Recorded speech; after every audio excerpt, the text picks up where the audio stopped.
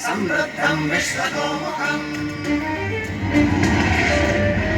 अग्नि, जो दावानल और ज्वालामुखी में प्रलयंकारी विध्वंसक के रूप में विद्यमान थी।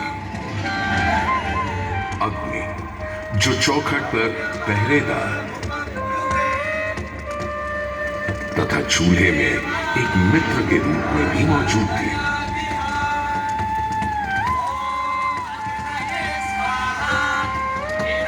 तभी तो भारत ही नहीं, पुरातन मिस्र में रा, दक्षिण अमेरिका में इंती, अफ्रीका में लीजा, फारस में अगी, चीन में झुराम, जापान में कागुत्सूची और खोजिन, तुर्की में अलाज, यूनान में हेफेस्टोस हेलिकोस और रोमनों में वाल्केन और फीबस जैसे पौराणिक अग्नि स्वरूप देवों की कल्पना विद्यमान है।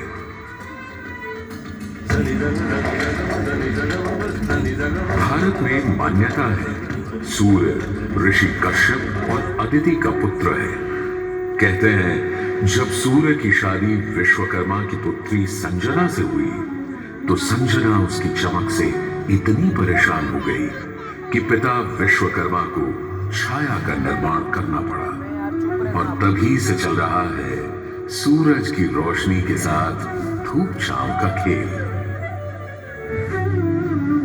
उन्होंने सूर्य के कुछ टुकड़े काटकर उसी से गढ़ दिए थे भगवान विष्णु का चक्र, शिव का त्रिशूल, कुबेर की गदा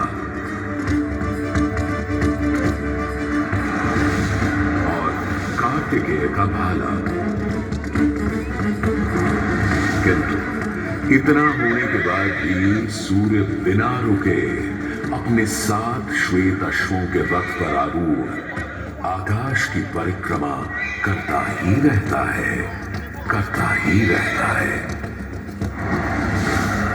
असल में हमारे मानव बनते और 2 पैरों पर खड़े होते ही हम समझ गए थे सूर्य का प्रचंड प्रताप और प्रकाश, उसकी जीवनदायिनी शक्ति हर पल बदलते संसार में, हर रात घटते बढ़ते चांद वाले आकाश में केवल एक सूर्य ही है जो हर रोज सही समय पर उदय होकर हमारी दुनिया को जगमग, जागृत और जीवित कर देता है और हमें एक अवश्यंभावी स्थायित्व का आभास देता है।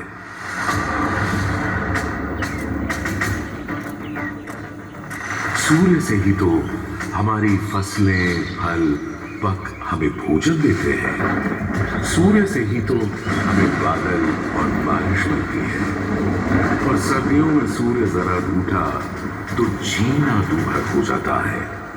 पेड़ों के पत्ते झड़ जाते हैं, वन्य जीवन गुप्त होकर लुप्त हो जाता है और पूरी दुनिया बेरंग सफेद हो जाती है।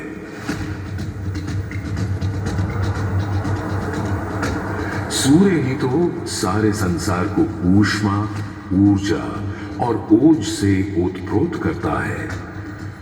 इसीलिए तो ऋग्वेद में कहा है कांतिमय ईश जनों का मुख प्रकट हुआ है सूर्योदय के साथ। हे ईश्वर, इस आदित्य के उदय के साथ हमें अंधकार, दुर्भाग्य और पाप दोषों से भी बंधन मुक्त कर देना आज।